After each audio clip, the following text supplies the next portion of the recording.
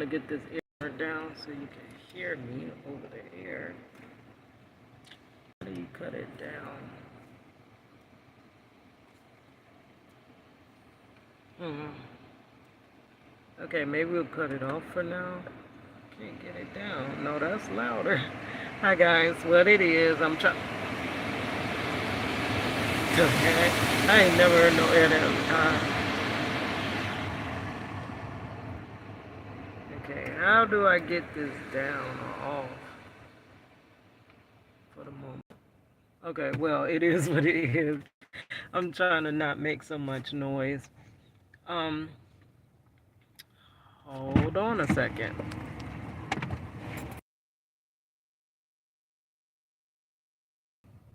Okay, what it is, you guys, it is your girl Cadillac. Yes, I'm Cadillac Dixon. I'm the Drama Life Prison. I'm the legally blind artist that is rapping and painting for justice, hoping to see justice before all fades to black. Yes, it's your girl Cadillac. Anyways, I'm coming through today. What is it, March 20th? Oh, yeah, it sure is. Okay, March 20th, 2025. Okay, so this is going to be part 3 of the story time I was doing. So where I left off, I'm going to put whenever I get a chance, because y'all know sometimes I tell y'all, go look for these links and they won't be there. If they're not there, just scroll down a little bit. They're the videos right before this one. But I will try to link them in the description box of this part 3, overcoming ketoacidosis. So the theme was that I was I rip and run so much. Y'all know I'm trying to be advocate. I work full time. I'm trying to be artist. I'm trying to be prison wife. I'm trying to everything. Grandma, it's a lot. Caregiver. I'm doing a lot. So I run, run, run, run, run. On my day to day, I'm grabbing the first thing I can find to eat or whatever, rushing out the door. Sometimes I'm missing meals. And then when I do eat, I'm hungry, so I'm going to eat. So this is the lifestyle that I was living. Um, so on this particular day, it was another rush, rush day. I got to hurry up. I had to help my sister get ready, get myself ready, drop my granddaughter off, and get to work on time. So, and I was trying to figure something else out. It's another side thing that I was going through.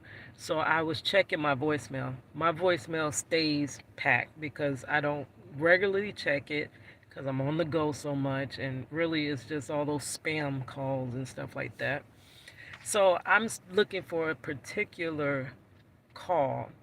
And that's when I get a call from the doctor saying that now all they left on the voicemail is that there's abnormal labs and you need to talk to someone right now. So for me, that's alarming. So I'm like, what is abnormal labs? Don't even know what that is. So that sends your mind out to spinning. What is an abnormal lab? So you're always going to think the worst. So I'm quickly trying to get in touch with them. Nobody's answering. Okay, so she also in the voicemail was like, well, you can talk to your primary doctor as well. So I'm reaching out to my primary doctor and nobody's answering. Meanwhile, I'm running into work. I'm about to be late for work because I make it to work by the skin of my teeth.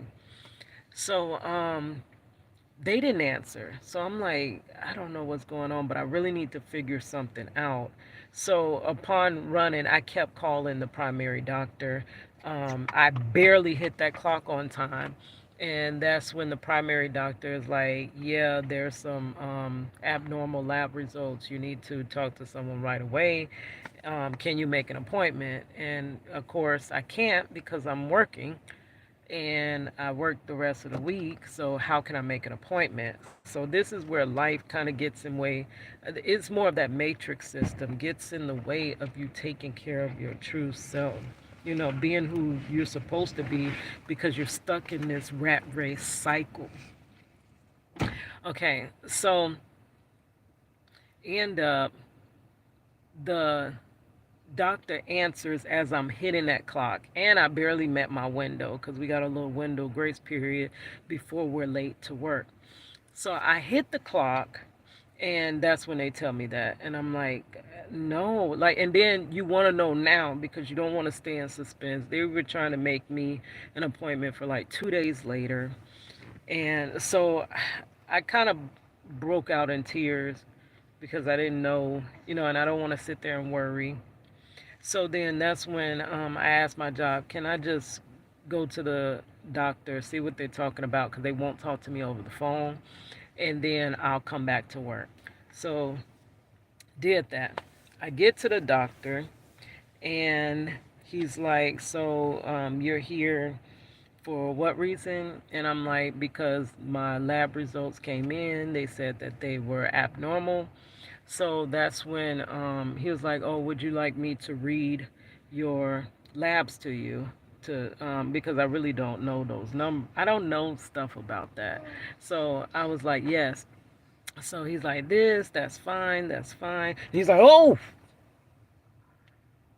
I'm like, that don't sound good.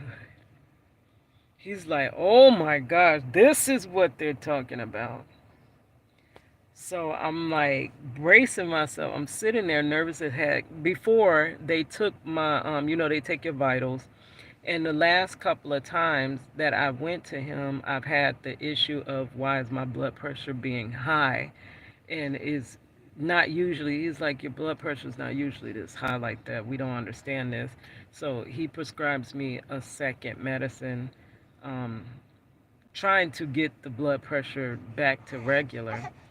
Okay, hold on. My grandson, I might have to sit back there with him. Can I fit back there with him? No. Got the other car seat. Gonna start back up. Okay. He says, "Oh my gosh," and then that's very alarming to me. And he gets to it's my A1C number. And mind you, I did the blood work because number one is the beginning of the year, so your yearly physical, and then number two, I was severely dehydrated. You find that out in the other story times, how I got severely dehydrated. So we couldn't figure out how to get back hydrated, like why my body's not responding to water and Gatorade and things like that. Electrolytes. I tried Pedialyte. That stuff is way too nasty. I don't know how them babies be guzzling that stuff. And then there was another electrolyte thing that my little nephew found for me, and I started trying to do that, but I was not getting back hydrated. Okay, so they did the blood work, and now the blood work is back in. At first, they lost my first round of blood work, they say, so this prolonged it. So I had to take another blood work. Upon taking it, I was not fasting that day, so they said the results could be a little off, but they should be pretty much decent, whatever. So he gets to the A1C, and he's like, oh my God, this is what it is. This is what they were calling you about. He says your A1C is 14.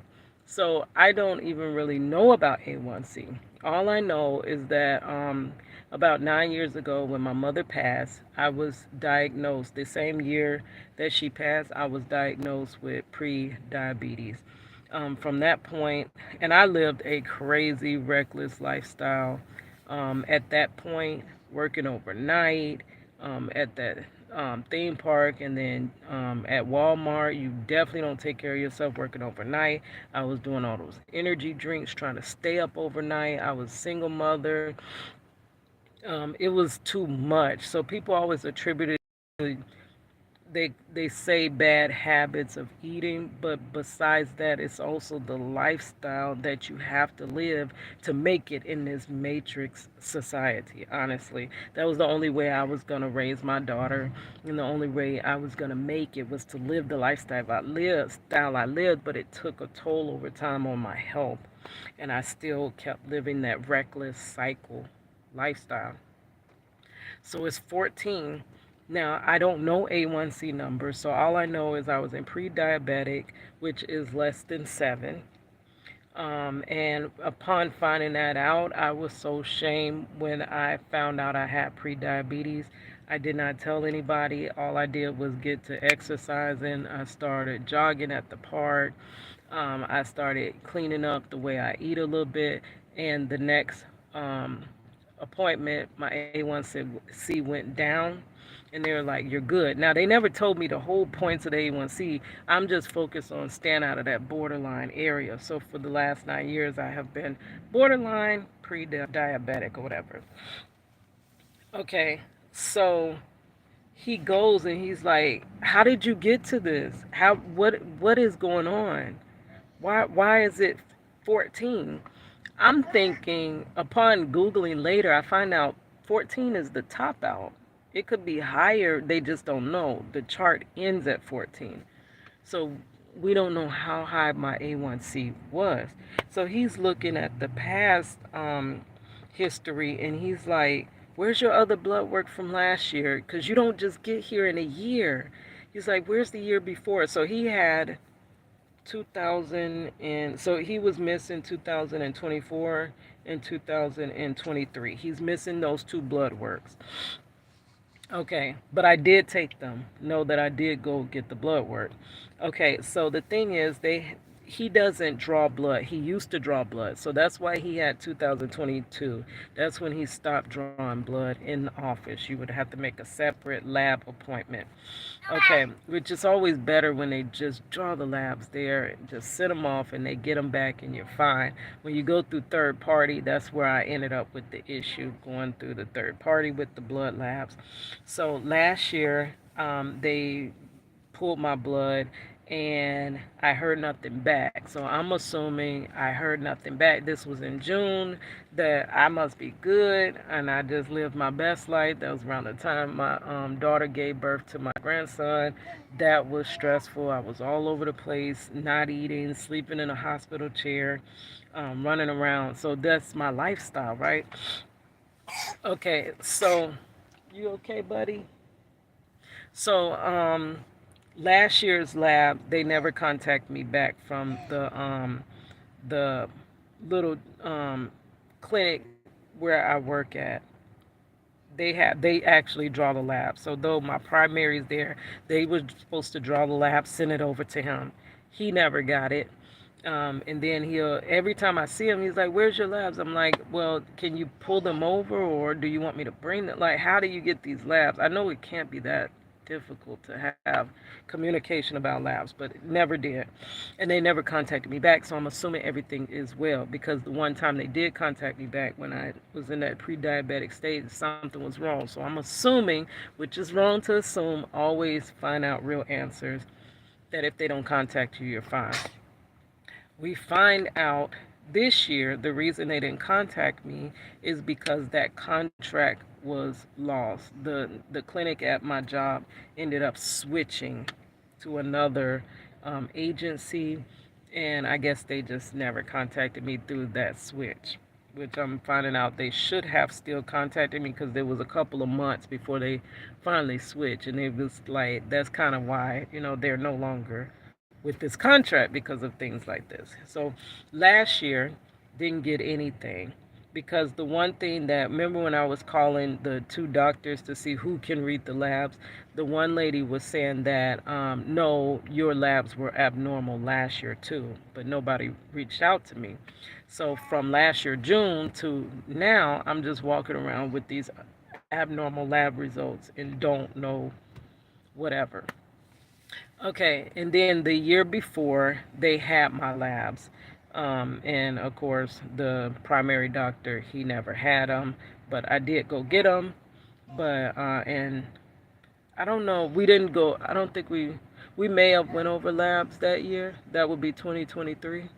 We possibly went over labs. What is your date of birth? Hmm? Okay, turn that down. So that's where we are. That's why the doctor didn't have. So he looks at 2022 and he's like, you were decent. You were still in the pre-diabetic stage. Like, you don't go from this to this like overnight. Like, what happened? So he's like, this changes everything. It's almost like he wanted to throw his desk off like this, like swipe everything off. You've seen that in the movies. He's like, this changes your whole life. This is all I'm hearing. This changes everything. Like he said, you're already legally blind. You already have the herniated disc. You already have so much going on. This is just gonna change everything. So I'm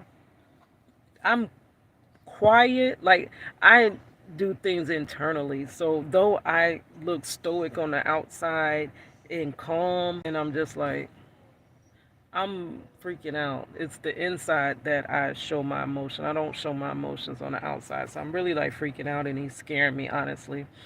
So he's like, "What do you want to be on insulin? Do you?" And I'm like, "Huh?" Like from nowhere, I'm on insulin. What are you talking about? Then he's like, "Okay, so how we handle this? We prescribe the highest level of this medicine that starts with a M." And then once you get to the highest tolerated, then we end up going from there because we got to get this blood sugar down. I don't understand why it's that high, but we have to, get this down. Now, that medicine that starts with the M played a role in my mother's passing. She was on that medicine that caused her side effects, that caused her to have to go to that botched procedure. So that medicine, when I heard my mother, I was asleep. And when she said that medicine's name, it repeated over and over in my brain, over and over, M, M, M, M, M, M. And I'm in my sleep. And medicine names are not that easy. So I literally remembered it the first time I heard it, and it haunted me. And later ended up she passed. So I was like, I can't take that. I said that name haunts me because he was my mother's doctor as well. So they all know. He said you have to do something. We don't. This is too high. So he gives me a prescription a um, of medicine that he's like, this can help lower the blood sugar through basically you urine out the sugar in your body. You urine it out. So he gives me the samples, and he tells me to follow up in, I think it was a month that I follow up with him. And that was it. So now I'm like, huh? I'm just walking out with this diagnosis, like, and it's horrible and not too much direction. Just take this medicine and we'll see back in a month. And I kept telling him about the dehydration, and he still never, it was like he skipped over it. I in my heart of hearts believe this dehydration have something to do with this. But everyone that I'm telling it to, it doesn't make sense to them, and they're not receiving the information. They're kind of like dismissing it and saying, no, that can't cause that. You had to have already. But I've never felt any symptom until I got dehydrated, is what I keep trying to say, which goes back to exactly December when I was in Chicago. I've never felt another symptom before that. Prior to that, I can tell you exactly when I felt the symptoms. So I'm like, but he's telling me you can't get here in a year. That would have been within 3 months, 6 to 3 months that I got there. Because, okay, I'm getting ahead of myself. So he prescribes the medicine, and I kind of leave the doctor's office in shock. I don't know what to do. I'm going to be honest with you guys, I don't do a lot of cooking. Um, at all like that, because I never became the cook like that. Like, and this is being transparent. I'm only going to be transparent because it's embarrassing, but I'm only going to be transparent because it could help somebody. But I'm not a cook like that. I'm an artist. Every time I tried to get ready to learn to cook, it just didn't never interest me. My mother would try to teach me, and I would be like, "Yeah, I want to go paint something, so I don't want to even, So I didn't fool with cooking too much, but people in the house cook, so I never was really the cook. So others in the house cook, so that's how I still eat. I get a free meal at work, and usually my dad always cooks breakfast, so this is how I maintain. And then if it's dire that I have to get something to eat, then I just pick up something, um, which is not good. Okay, so this is my lifestyle, right? So I leave there, and my pharmacy is at my job, so I leave there and I go to pick up the medicine because he's like, you need to take this right away. And then he had prescribed a second blood pressure medicine because I really just had a water pill for my blood pressure. And he added something to it because he's like, why is this blood pressure not coming down? And I'm like, I don't know, am I nervous? Maybe I get nervous every time someone takes my blood pressure. And he's like, no, your blood pressure wasn't like this just a couple of visits ago. This is why is this like this? So he's like, have you started taking the new blood pressure medicine? And I'm like, no, I'm not a medicine person. I cannot stand taking that stuff. I don't want medicines.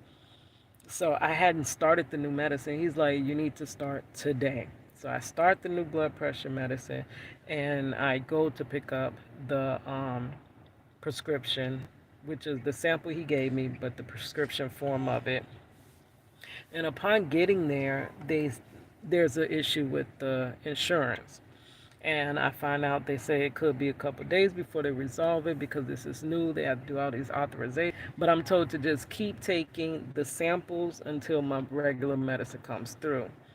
So in the end, they denied that medicine, right?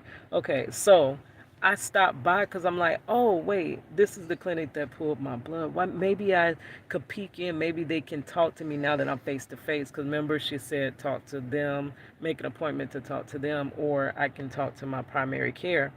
So I'm like, maybe I should talk to her too. So this is basically like me getting a second opinion because I'm like, maybe I could compare notes what she says to what the my primary doctor says. So I peek in, and the lady at the desk is like, I tell her the stuff, and she's like, everybody remembers you because you were you were saying you can't get back hydrated, and we didn't understand what was going on. I had to lost over 50 pounds. Um, this is kind of personal, but this could be a warning sign to somebody else. I always had a heavy flow, and upon getting dehydrated, I barely had a flow that following month. Okay, men plug ears. Women, well, no, the men need to hear because they have wives and daughters and stuff like that. So, okay, so that became even low. So everything was like, even my eye. Remember, I was telling y'all how my eye pokes out and it looked like my eye was sunken in and stuff like that. Every part of my body was changing. And I'm like, I feel like you gave me the answers on my A1C, but now where's my answers on dehydration? Because I know I'm still dehydrated. I don't understand this. So that's why I wanted that second opinion. So the lady at the desk is like, so I'm like, how would I get to, because I Googled and I'm finding out that 14 is the top out. I'm like, how do I get from here to here? You don't just do that overnight. And I said, so they said they don't have, they told me prior they didn't have my lab results for last year because they changed things. But upon talking to the lady at the desk, she says they have it right there. So from last year, you were still abnormal, but I was still close, like very close to that pre-diabetic state. I was at 6.5, which now upon learning, that's when you're crossing the threshold from pre-diabetes to diabetes. But I know me, if they had a told me this last year, and this is not me putting blame off on somebody else, I'm not doing that. It's still my fault. It's still me and my lifestyle and not stopping and not thinking, just running. I'm taking accountability. It is me. But had they told me, look, you're crossing the threshold into diabetes, I would have, of course, gained myself. I was already walking. The only reason I stopped my walking was because daylight savings, and it'd be dark by the time I get off of work. So I couldn't walk anymore like I used to. And the only exercise was kind of within work, right? And which is not a lot of exercise at work, though you're moving. It's not the. Okay, so I know me, I would have got it together like I did when they first told me about the pre-diabetes. I would have went in overtime or whatever, or I would have been more like, okay, we got to figure out this meal thing and stuff like that. So I was at 6.5 last June. And so the work that you have, so paper trail, y'all know I'm the legal eagle. Paper trail, 6.5 in June. We do another test in February, early February, you lose it. So we do another one in late February, and it comes out in March, sky high. So within 6 months, the doctor said I can't get there in a year. So I at least got there in 6 months. And I really don't think it's the whole 6 months because I can pinpoint when those symptoms started. So I really think I got there in 3 months. I think I got from an A1C, and an A1C only goes back 3 months. So, of course, my A1C is only going to reflect those bad months when I had the severe dehydration. That's all it reflects. Because if we're in March, it goes back to February, January, December, exactly when I was sick.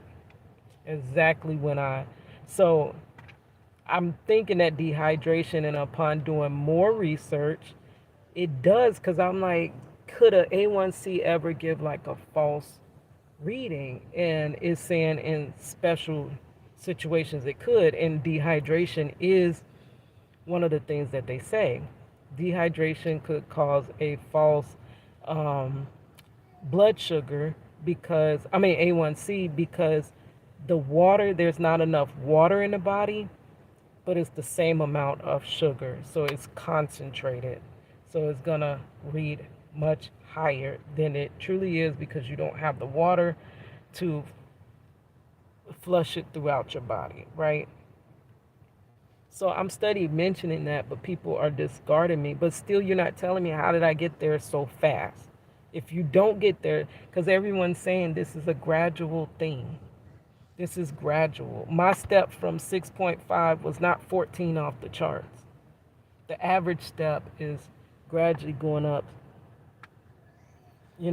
over time, over doctor visits, over years, not correcting it. That's the average. But for me, it was from this to this. And there's no answer as to why, and I'm still not finding out why I'm not hydrated. So she's like, because that's when she told me that number. She was like, yeah, you went significantly, because before I didn't know the number.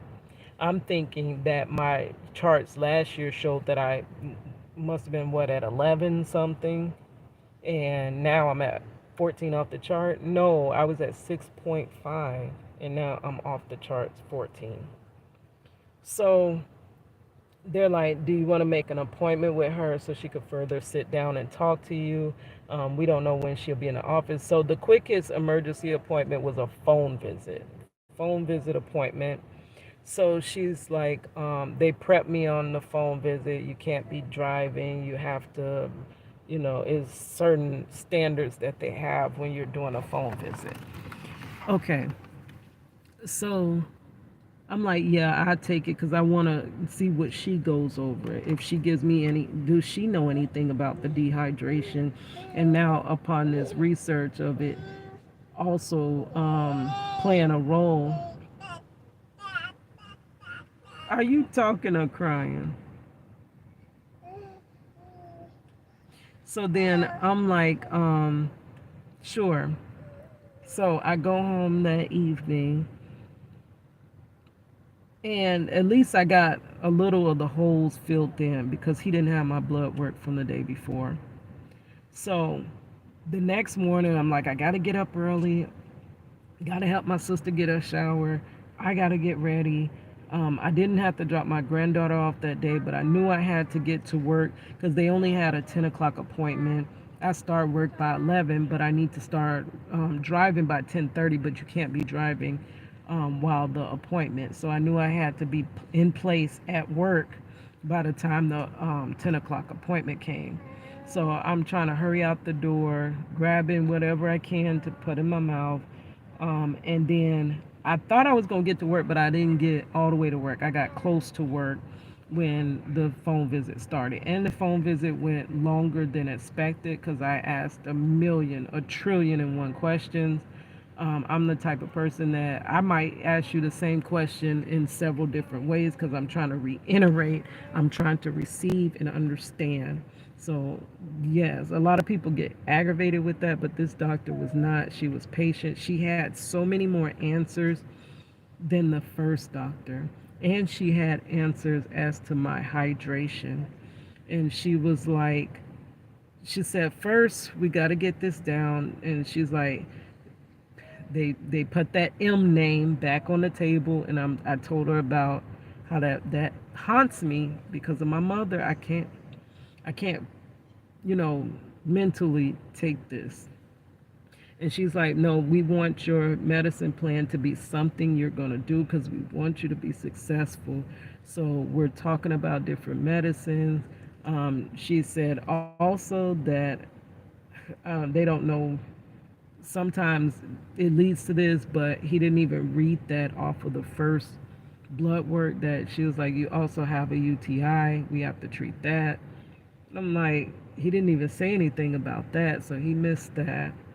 So it's good that I went to the second opinion. And she said, and so after she goes over this alarming stuff, she's like, you have the choices of insulin. In my mind, I'm thinking insulin is kind of the end of all ends, that you're pretty much at the, so these are, I guess maybe it's truth in some of it, but it's a lot of misconceptions and not knowing. I was very uneducated about this. And I guess we all, to be honest, we all should be educated about this because it's our health and our family's health. So, yeah. So let me do one more live later, finishing this up. Yeah, I probably got copyrighted, but that's okay. Sorry, because I don't even know why I was playing because I wasn't playing it. Okay, guys, that is him talking. I couldn't tell whether you were talking or crying in the background. You want to be seen, want to be heard.